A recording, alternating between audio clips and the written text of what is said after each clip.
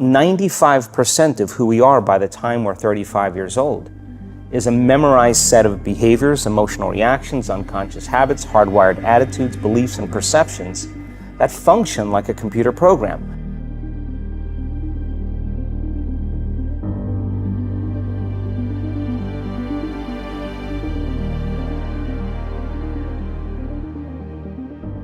So then a person can say with their 5% of their conscious mind, I want to be healthy, I want to be happy, I want to be free. But the body's on a whole different program.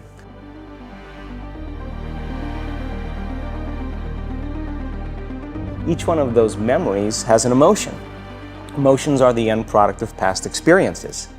So the moment they recall those memories of their problems, they all of a sudden feel unhappy, they feel sad, they feel pain. Now, how you think and how you feel creates your state of being. So the person's entire state of being when they start their day is in the past. So what does that mean? The familiar past will sooner or later be predictable future. If you believe that your thoughts have something to do with your destiny, and you can't think greater than how you feel, or feelings have become the means of thinking, by very definition of emotions, you're thinking in the past. And for the most part, you're going to keep creating the same life.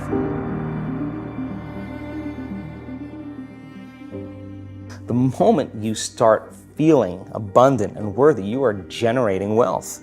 The moment you're empowered and feel it, you're beginning to step towards your success.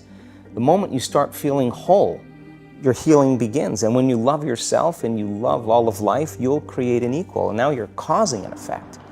And I think that's the difference between living as a victim in your world, saying, I am this way because of this person or that thing or this experience. They made me think and feel this way. When you switch that around, you become a creator of your world and you start saying, my thinking and my feeling is changing an outcome in my life. And now that's a whole different game, and we start believing more that we're creators of reality. If you're not being defined by a vision of the future, then you're left with the old memories of the past and you will be predictable in your life.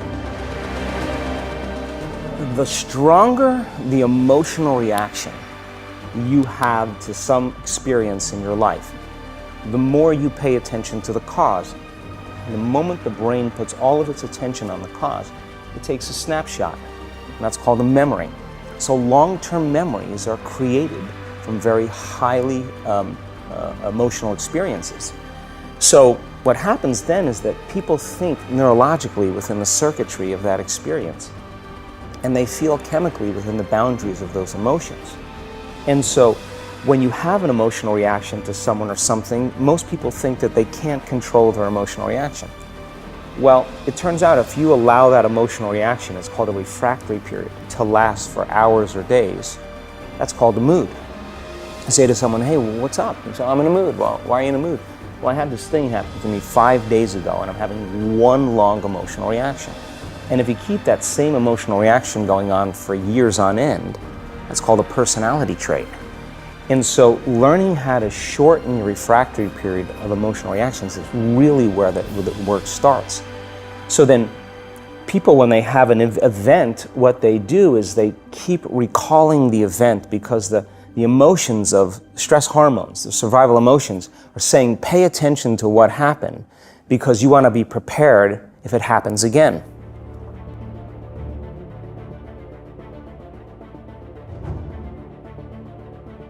The hardest part about change is not making the same choices you did the day before, period. And the moment you decide to make a different choice, get ready because it's going to feel uncomfortable. I think that the bigger thing is that we keep firing and wiring those circuits. They become more hardwired. So you have a thought and then the program runs.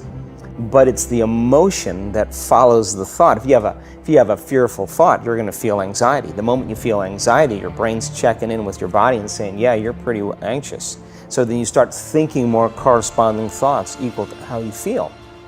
So then you begin to install the neurological hardware in your brain to look like the event has already occurred. Now, your brain is no longer a record of the past. Now it's a map to the future. And if you keep doing it, priming it that way, the hardware becomes a software program. And who knows, you just may start acting like a happy person.